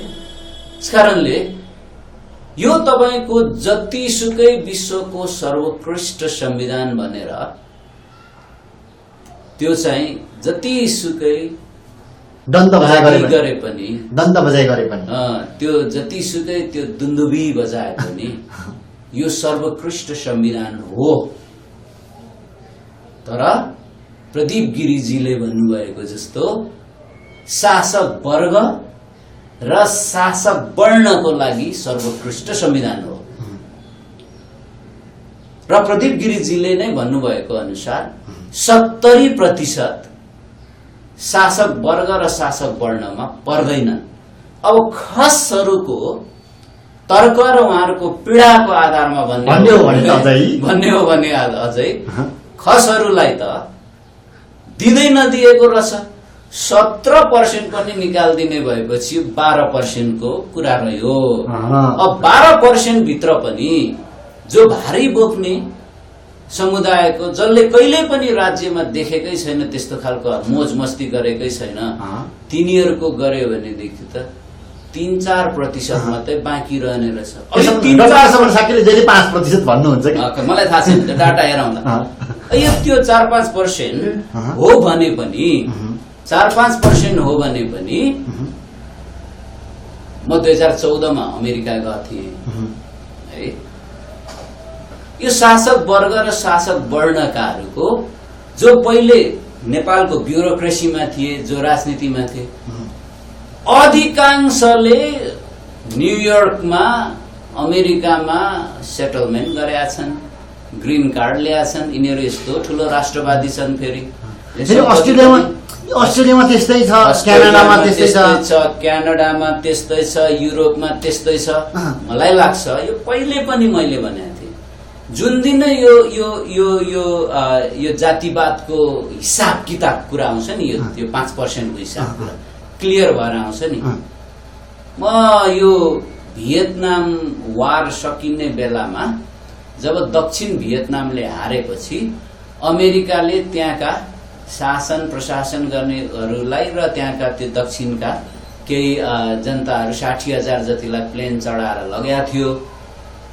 यिनीहरू त सुरक्षित भएर नेपाल छोडेर जान्छन् जस्तो लाग्छ।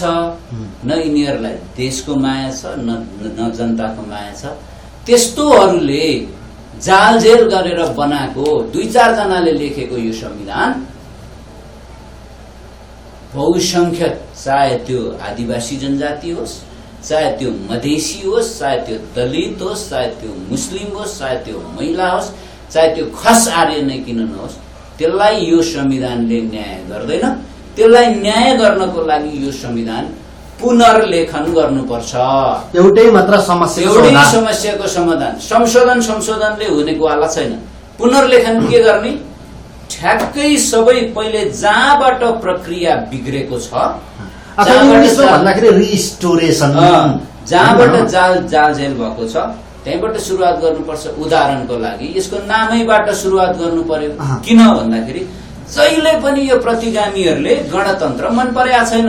गणतन्त्र संहिता मन परेको छैन। मलाई राष्ट्रपति मन पर्दैन व्यक्तिगत रूपमा, मलाई चाहिँ त्यो फरक कुरा, त्यो अलग कुरा हो।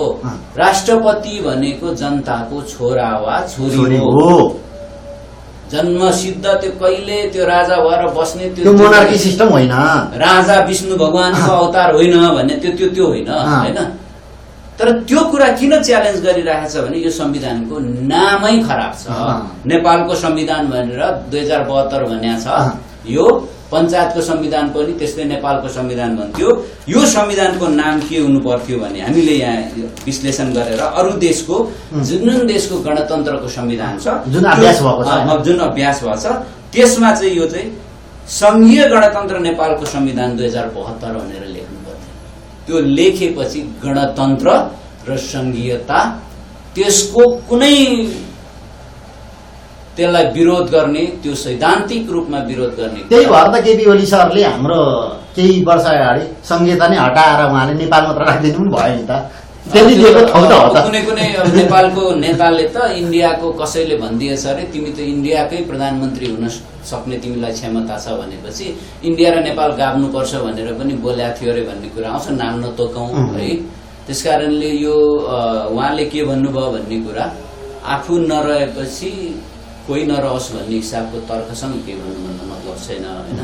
पूर्व प्रधानमन्त्रीजी हो हैन, उहाँको योगदान पनि होला, तर उहाँको त्यो प्रदूषणयुक्त वचनहरू आउने गर्छ नि, त्यसले चाहिँ त्यो केपी ओलीले बोल्यो कि मुखबाट प्रदूषणयुक्त शब्दहरू त्यस्ता खालका कुराहरू निक्लिन्छ हैन, अर्कालाई होच्याउने कुराहरू, त्यो उहाँ आफैले विचार गर्ने कुरा हो। बोल्न मिल्छ कि मिल्दैन भनेर उहाँको अब त्यो भजन गाउनेहरूलाई त राम्रै लाग्छ होला, तर समग्रमा प्रधानमन्त्री भइसकेको एउटा व्यक्तित्वलाई हामी सर्वसाधारण जनताको अपेक्षा चाहिँ त्यो हुँदैन हैन। त्यसैले त्यो अहिले गणतन्त्र, हामी गणतन्त्र, आदिवासी जनजातिहरू गणतन्त्रको विरुद्धमा होइन, संघीयताको विरुद्धमा होइन। तपाईँ पूर्वको इतिहास पढ्नुहोस् न। तपाईँ विजयपुरलाई राजधानी बनाएर कन्फेडरेसन, फेडरेसन हो संघीयता भनेको, कन्फेडरेसन चलाउँथ्यौं हामीले। त्यसैले नेपालको प्राचीन समयदेखिको हजारौं वर्षदेखिको अभ्यास हो यो संघीयता भनेको। जस्तो पृथ्वीनारायण विदेशीले ल्याइदिएको भन्ने तर्क गर्छ नि। उहाँहरूलाई म के भन्न चाहन्छु भनेदेखि यो किन विदेशी शब्द ल्याउनुहुन्छ कि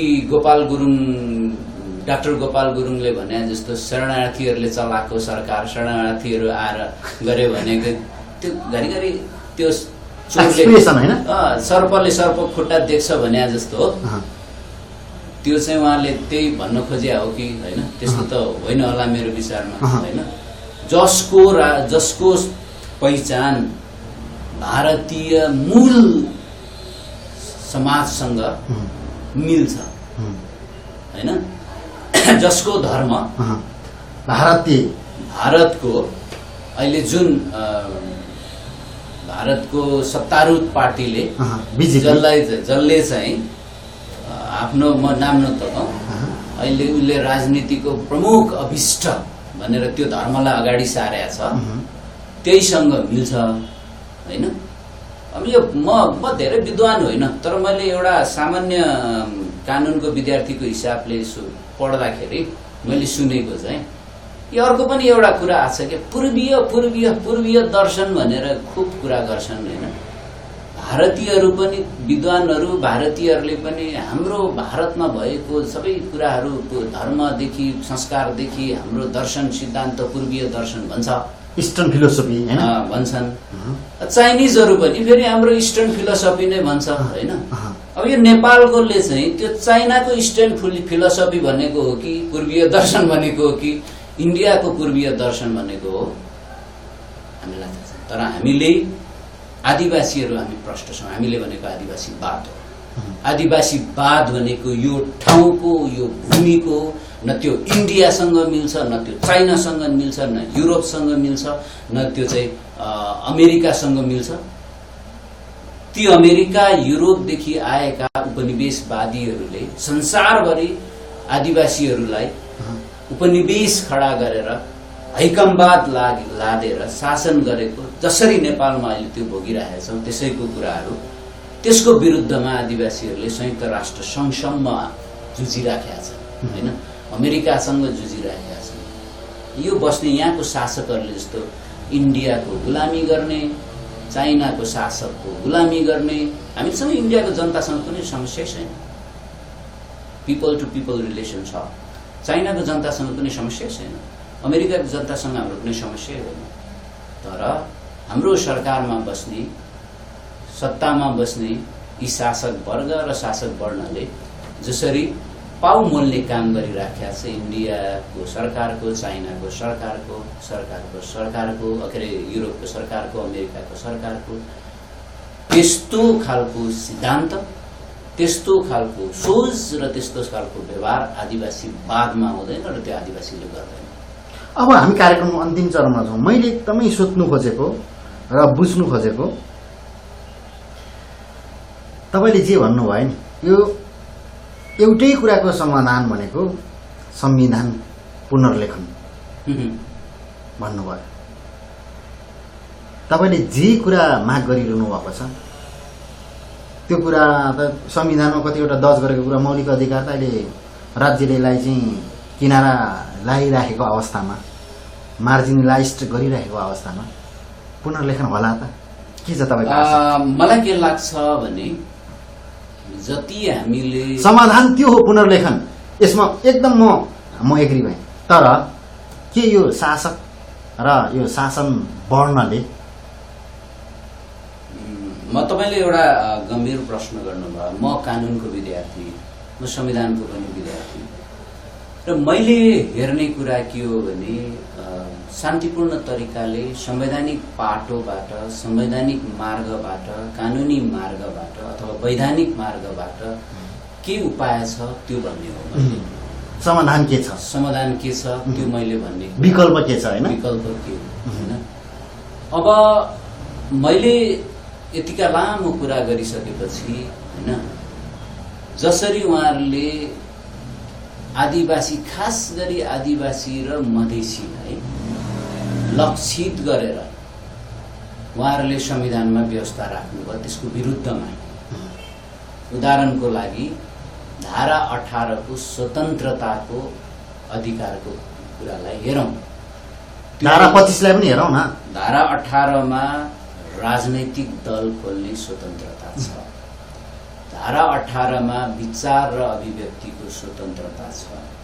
धारा 18 मा तपाईले संघ संस्था चलाउन पाउने खोल्न पाउने स्वतन्त्रता छ।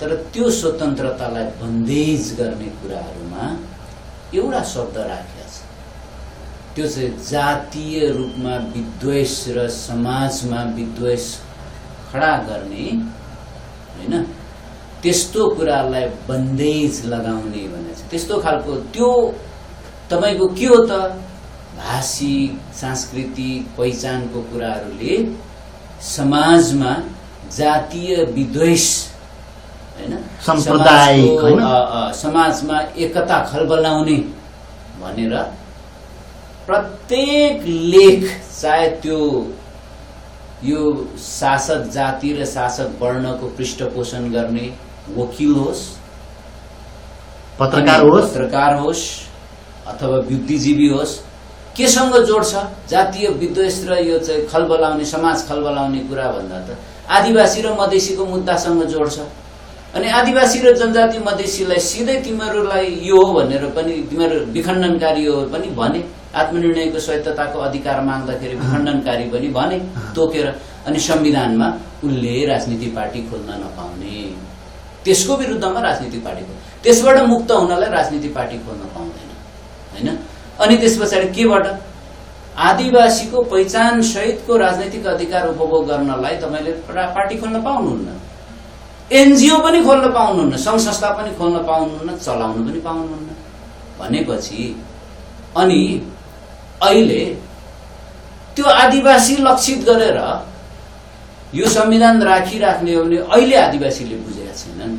त्यो हरेक ठाउँमा हरेक आदिवासी, हरेक मधेसी, हरेक मुस्लिम, हरेक महिला हैन, अनि खस आर्यको पनि खसहरू हरेक खस। त्यस पछाडि अब यहाँ त यसो भन्नुपर्ने भयो, खस आर्य भन्ने एउटा हुने भयो, खस मात्रै एउटा हुने भयो। हामी खस आर्य होइन भने हो नि त, खस मात्रैले त हैन, खस हरेक खसले बुझ्यो भने है खस मात्रै भयो, खस आर्य भएन।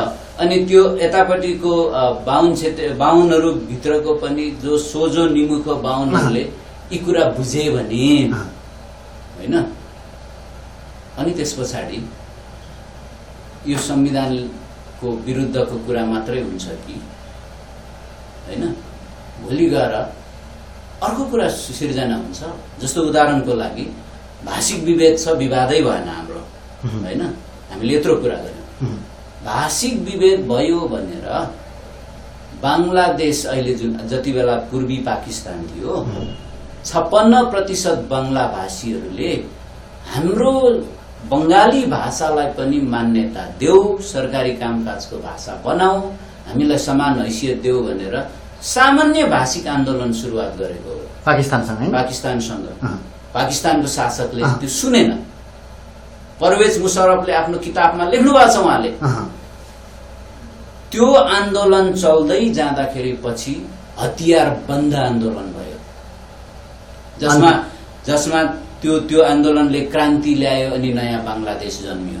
अनि अन्तर्राष्ट्रिय कानूनमा भाषिक विभेद भयो भने आत्मनिर्णयको अधिकार प्रयोग गर्न पाइन्छ र बाह्य आत्मनिर्णयको अधिकारको प्रयोग गर्दै बांग्लादेशले स्वतन्त्र मान्यता पाउँछ भनेर संयुक्त राष्ट्रसङ्घ नयाँ सिद्धान्त बनाइदियो त।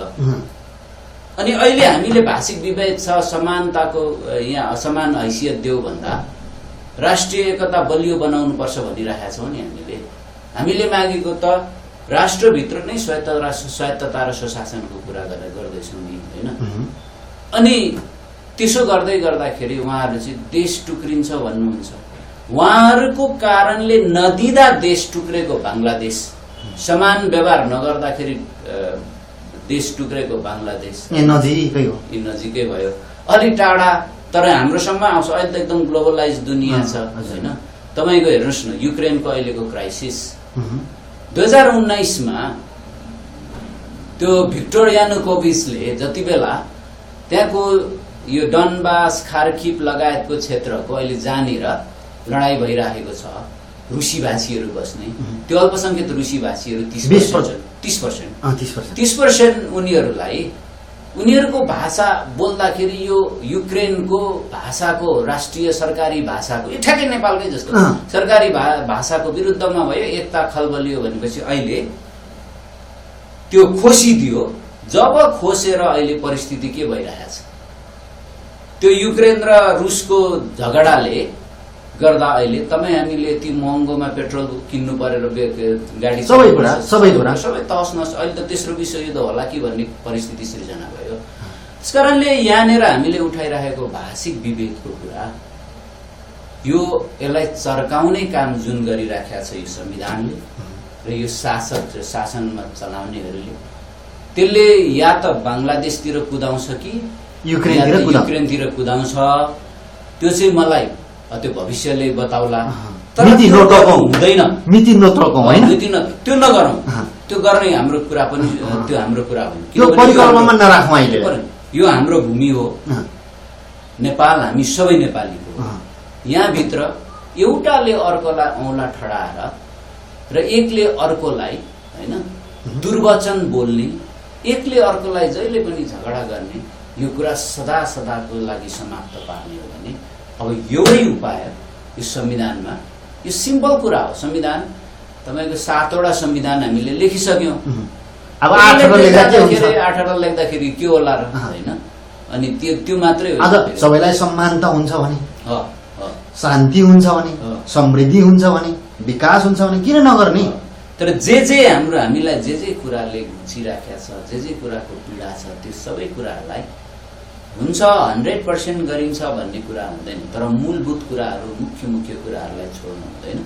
मेरो विचारमा के लाग्छ भने, म कानुनमा विश्वास गर्ने मान्छे, मानव अधिकारमा विश्वास गर्ने मान्छे हैन, म कानुनी वकालत र पेशा गर्दै गरेको वकिलको हिसाबले है, अझ यो आदिवासीहरूको मूल्य मान्यता र कानुनको हिसाबले हैन त्यो न्याय गर्नुपर्छ भन्ने हिसाब, मेरो त्यो दृष्टिकोण मैले राख्ने भएको हुनाले गर्दाखेरि यी सबै कुराको समाधान हामीले खोज्न सक्छौं। किनभने यी सबै कुराको समस्या हामीले नै सिर्जना गरेको हो। समस्या पनि हामी भित्रै छ, रोग हामी भित्रै छ, र त्यसको शल्यक्रिया गरेर अथवा के गरेर समाधान गर्नुपर्छ भने हामी भित्रै हामीले समाधान गर्नुपर्छ।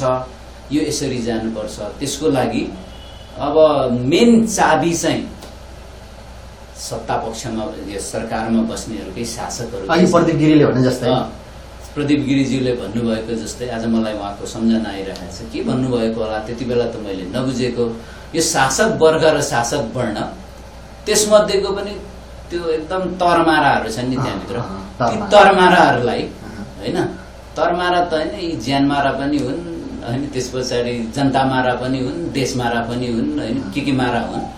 अब यो शब्द चाहिँ प्रयोग गर्नु नपर्ने गरी अब कमसे कम हामी सबै we the sovereign people of Nepal हैन, हामी नेपालका सार्वभौम जनताहरू,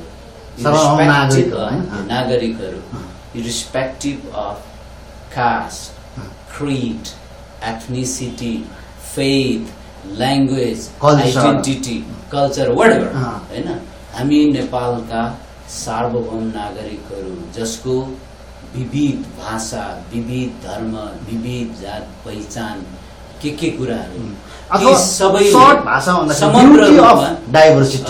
समग्र रूपमा स्वतन्त्र रूपमा हामीले आफ्नो प्रतिनिधिहरू राखेर यो संविधान निर्माण गरेर अथवा यो संविधानलाई पुनर्लेखन गरिएको छ हैन, र यो संविधानलाई यो कुराहरूलाई हामीले यसरी गरेका छौँ भने त्यो कति आनन्द आउँछ। त्यो कति 70% जनता खुसी हुँदाखेरि दुखी हुने के दुखी आत्माहरू रहेछन् यिनीहरू, र हुँदैन भनिरहेका छन्। त्यसकारणले उहाँहरू जसले यो संविधान छुन पनि हुँदैन, आदिवासीदेखि लिएर सबै यो 70% को अधिकार दिनु हुँदैन भनेर उहाँहरूले भनिराख्नु भएको छ।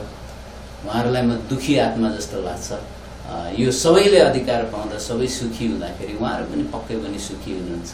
उहाँहरूले त्यो अलिक फराकिलो तरिकाले सोच राख्न जरुरी छ।